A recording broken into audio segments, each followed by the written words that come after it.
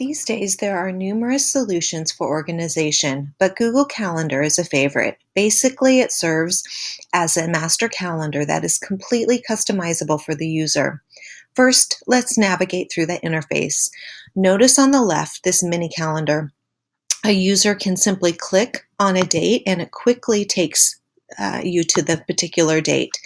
You can also toggle through or scroll through the arrows, and that takes you through a week view.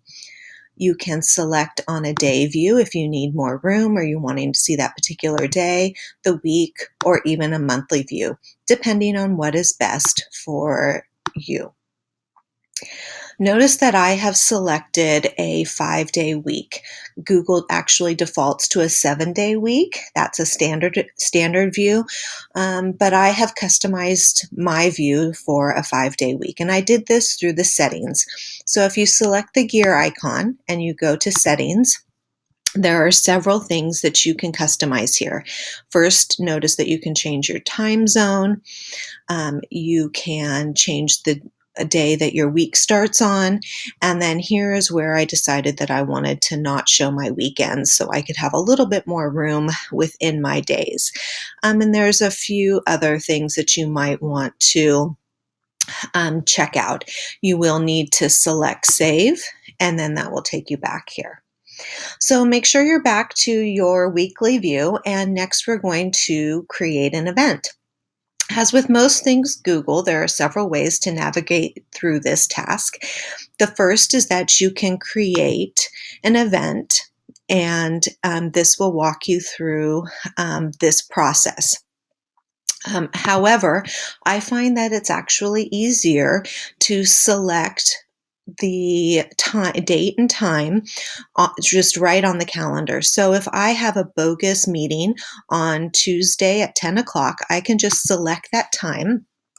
And in my settings, I can change this, but Google defaults to 1 hour settings. So I could just type in bogus meeting and I could create that event and I can be done.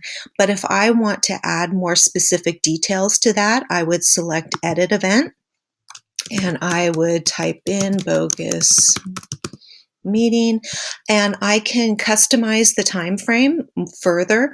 If it's an hour, it's an hour. I could actually put in 10:10. I could select on this and maybe it is going to be a 2-hour meeting. I could also select an all-day meeting. I could have that meeting repeat. Maybe it's going to repeat every Tuesday, and it's going to repeat for 3 months, and then it's going to stop. So there are lots of options in here. I can add a location. Maybe it's going to be at school. I can add a description to that meeting. I can add an event color here, but I want to caution you against this. If you are going to have multiple calendars, you're going to want to let it default to the color of that particular calendar. And as we get further into this, you'll understand that a little bit more. And then we have some notification. You can also customize this. Right now it's defaulted to a pop-up notification 30 minutes before. These notifications, though, will only happen if you have a Google app opened on your computer. So I can change this. I can change this to, I actually typically like a 10-minute notification. I can add a notification to have it happen 20 minutes. But then I can also add, if I wasn't going to be at my computer, I was worried I wouldn't have a Google app open, I can also add an email notification 1 day before, which would be nice. This is going to show me as busy. So if somebody was going to try to schedule something with me, they would see my meeting and that I was busy. And then I might want to make this event public so people would know that I was busy at this time. Or maybe this was something private, so it would still show me as busy, but it wouldn't indicate, it would leave off the details. And then I can invite some guests. So I could invite a guest, and then those guests, I can I have some options as far as what my guests can do. They can modify the event, they can invite others, they can see the guest list. So when I am done, I can save that, and I can either send invitations to the guest or not send. And now I have my bogus meeting.